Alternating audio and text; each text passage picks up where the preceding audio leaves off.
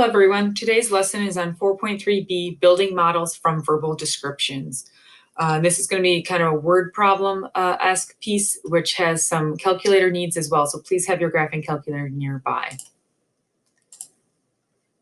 All right, so how we're going to start today is we're going to start off with a warm-up, but we will be writing polynomials for a given situation, then using the graphs from the calculator to find the maximum or minimum. Finding the max or min will tell us information about the given situation, either the maximum volume, the maximum area, minimizing cost, those types of items. All right, for our warm-up question, we do have a problem where we're asked to write the cubic equation in standard form given the zeros of 3, square root 5. So I encourage you to pause video and try that on your own. All right, what I would do first for this is to set up the factors. So if 3 is a 0, then x minus 3 is a factor.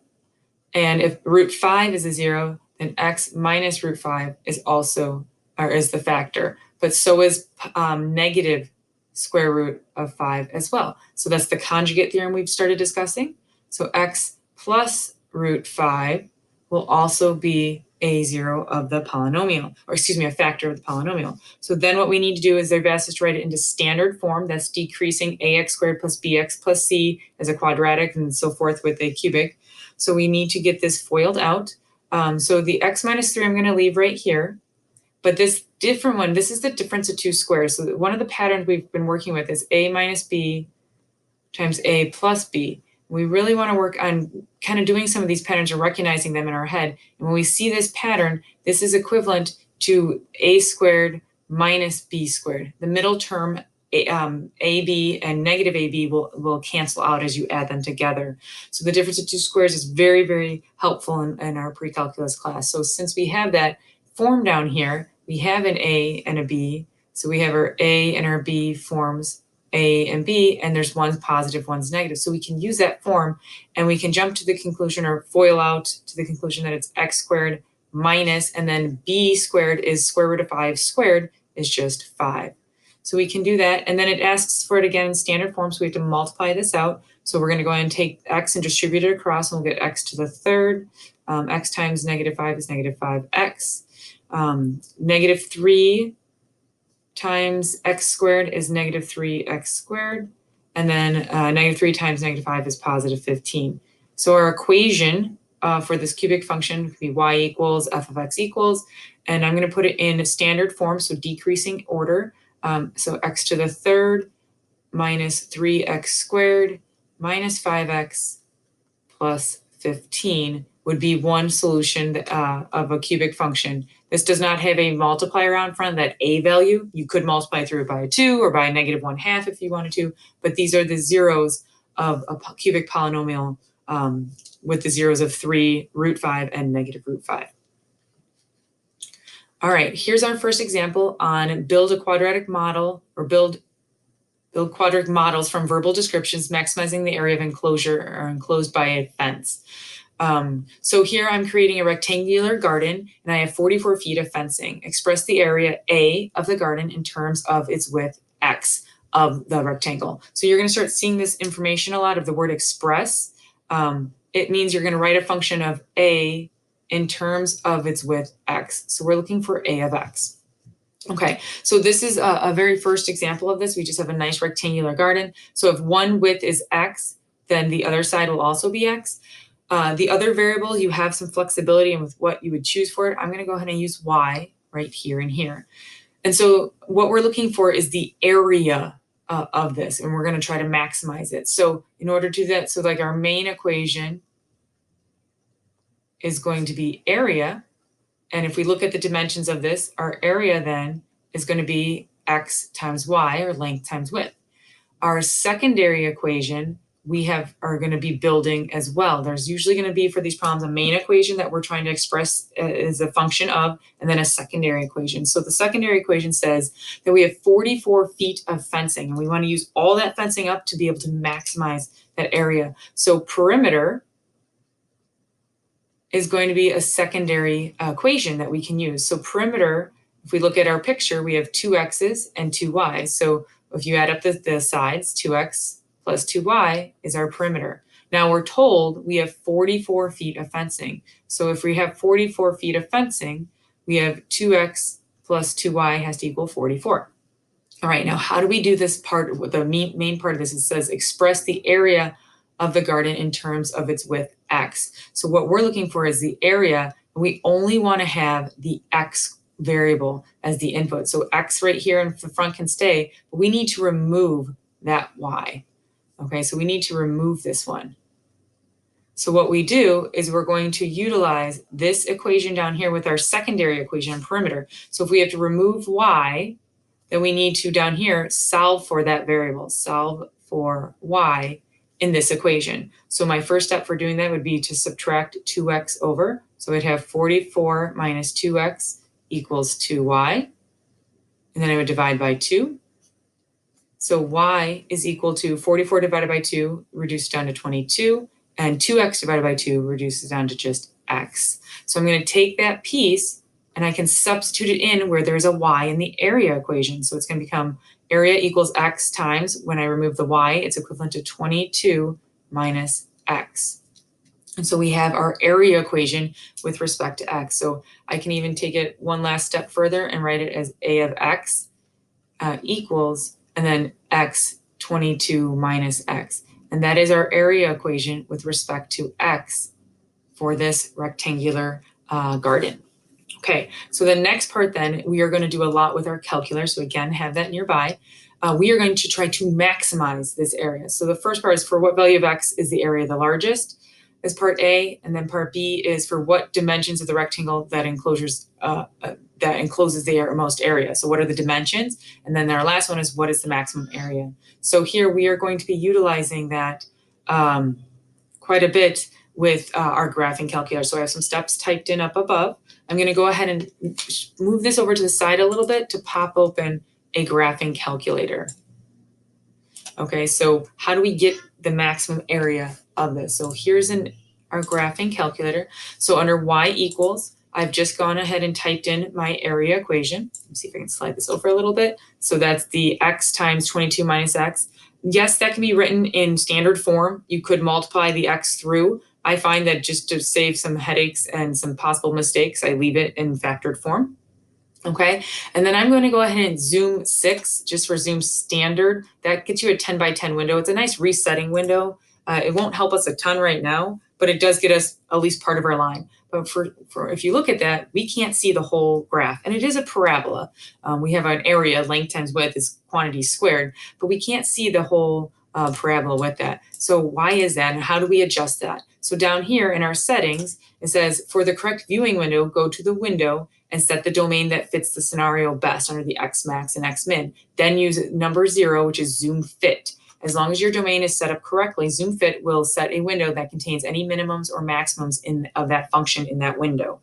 It's a great feature to get used to working with. So what are the zeros and what would be a realistic domain for this? Well, if I did factor this out, it's a parabola.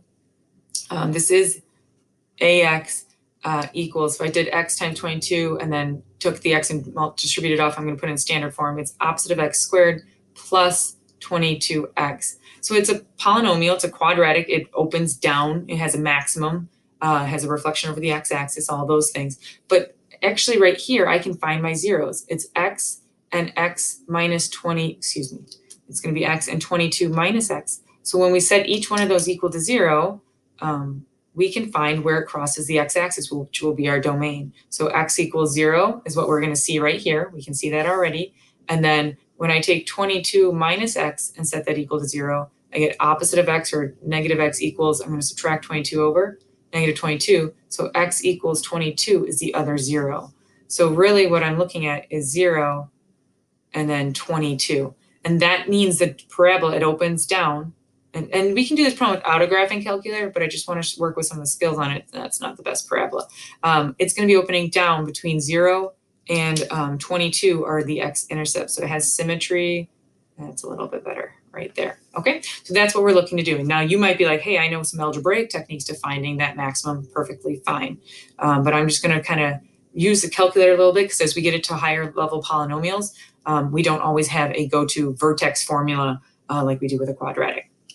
Okay, so back over here with our graphing calculator, between 0 and 22 is going to be our best window. So I'm going to go to Window, and I'm going to go to 0 for the minimum, and then 22 for the maximum. Now you could go just past that if you prefer. You could do 25. And then I'm going to go to zoom and 0. So you can either arrow up or arrow down. I have a few extra ones. Zoom 0, and you could just hit enter. That is zoom fit. And it will find any maxes or mins in that window really, really nicely. But if your domain is not set up correctly, you'll be in a tough spot. So now we want to maximize this piece. So I'm going to go to second trace, which is calculate, and that's on our steps right here. So we're going to go to calculate our second trace, and I want to find the maximum, which is also known as a vertex in a quadratic. So I'm going to go to maximum, and I need to find a left bound and right bound. Now this should be a skill coming out of Algebra 2, but it might have been a while. So I'm going to move my cursor over to the left and hit enter, and then I'm going to move to the right over the vertex and hit enter again.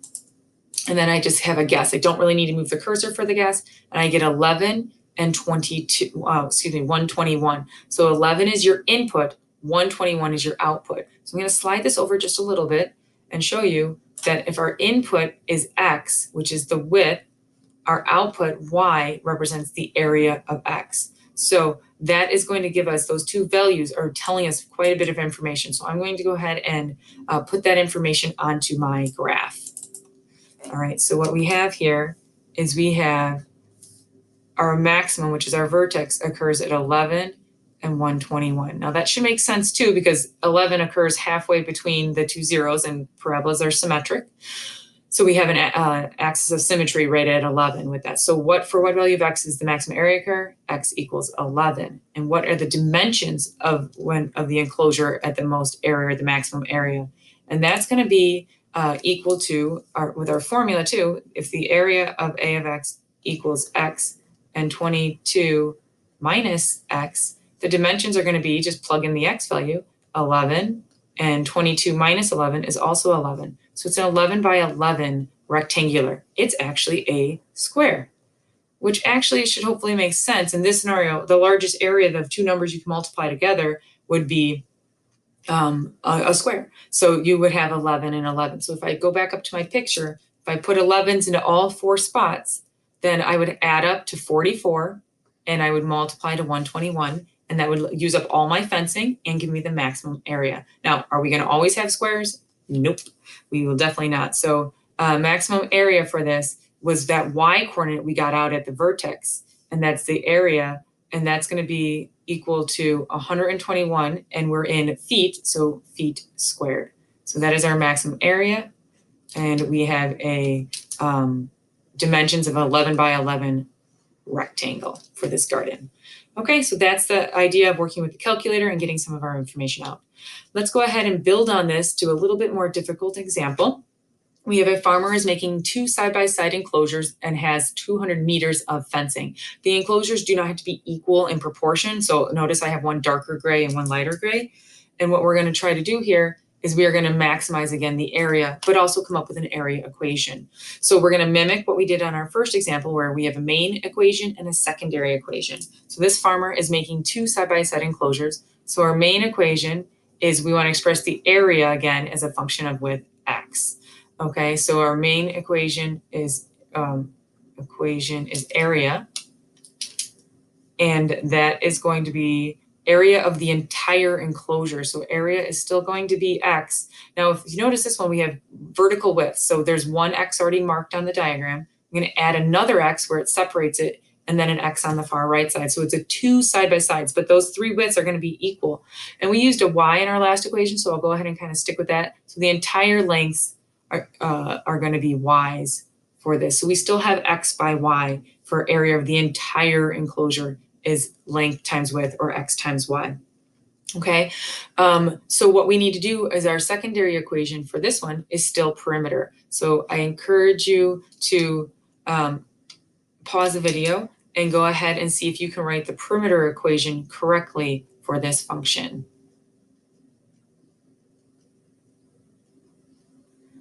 Okay, so perimeter equals all the sides added up. So we have 3 x's plus 2 lengths that are 2y. And the total number of perimeter we have is 200. So we're going to have 200 equals 3x plus 2y. So again, let's go ahead and read our part A. It says express the area A of x as a function of its width x, and actually it should just say express the area A as a function of its width x. So we are trying to take this formula for area and we are trying to write A of x. And so we want to keep the x, but we want to remove the y. So you're going to see a pattern, even though these problems are difficult, we're going to see a pattern on how we can do that. So if we have our main equation, we want to remove y, and over here, we need to solve for y in our secondary equation. Okay, so I'm going to go ahead and solve this backwards for y. I'm going to subtract 3x from both sides. And I'll have 200 minus 3x equals 2y. And I'm going to divide everything through by 2. And you could leave it like this as y equals 200 minus 3x divided by 2, or you can simplify it by splitting into two fractions. 200 divided by 2 is 100 minus 3/2 x is what y is going to be equivalent to. So you could leave it as a large fraction or reduce it down a little bit as I did here. So I'm going to substitute out the y. I'm going to replace it with this factor of 100 minus 3/2 y. So my area equation, A of x, equals the width x, and then the length in terms of its in terms of x. And I did that again. I apologize. That should be an x right there. 3/2 x is going to be 100 minus 3/2 x. So that is our area. So now area formula. So now we want to maximize the total area. It is still quadratic because area deals with dimensions and length times width becomes a quantity squared. So we are dealing with a parabola still. You could distribute the x across. I'm going to hold off on that a little bit more in this problem.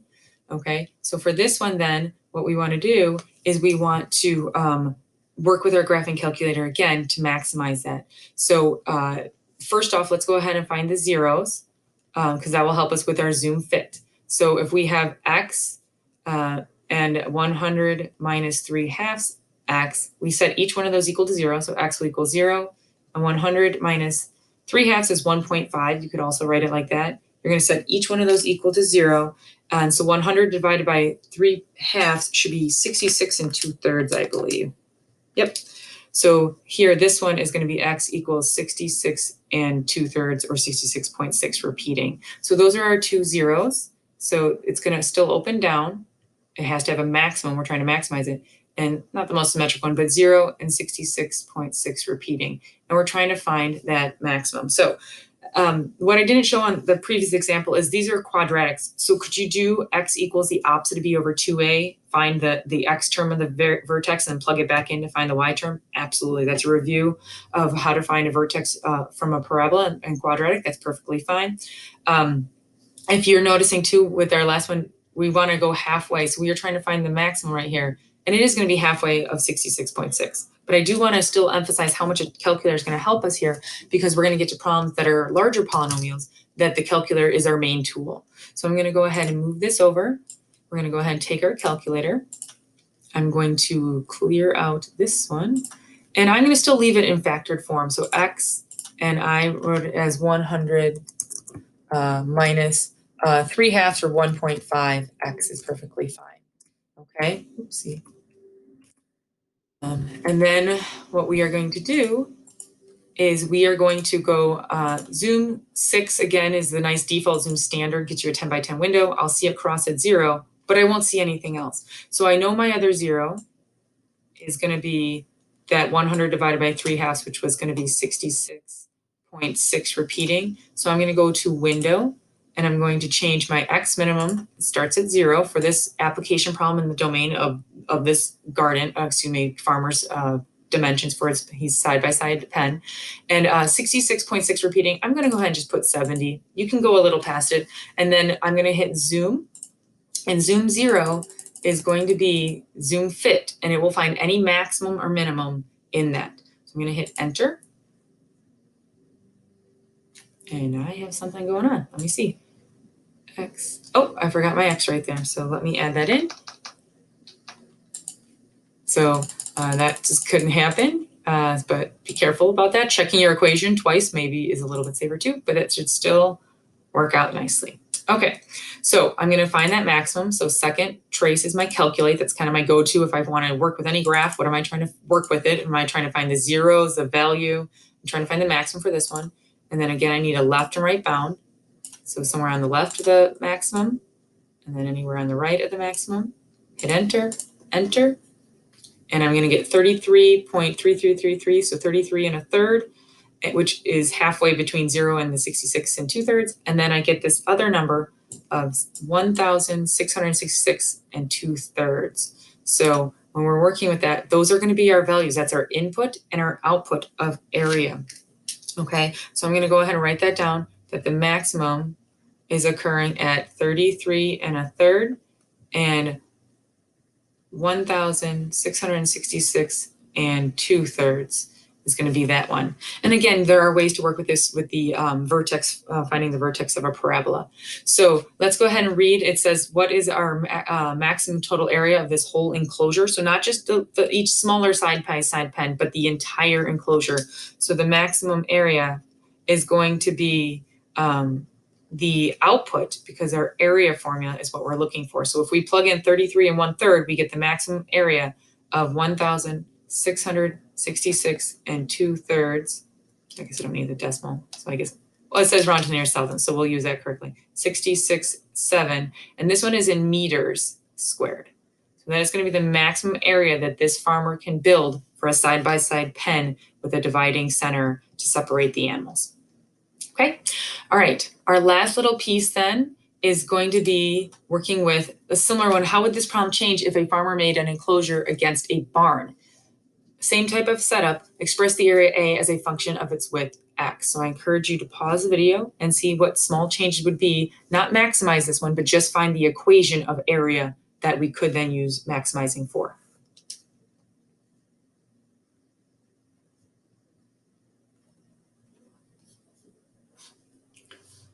Okay, so for this one, area will equal X times Y for the entire enclosure. Perimeter is going to be 3X's still plus only a single Y. We do not have to fence against the shed.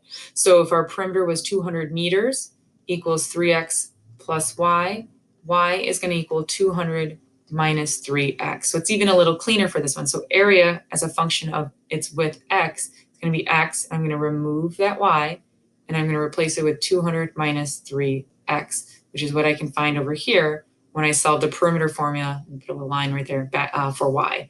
So that is the area function that I could then maximize for this scenario, which is just a little bit different. All right. Okay. Thank you for watching. Oh, actually, before I go, I do have a link right here for another YouTube video very similar to this if you wanted to see another one worked out. All right. Thank you.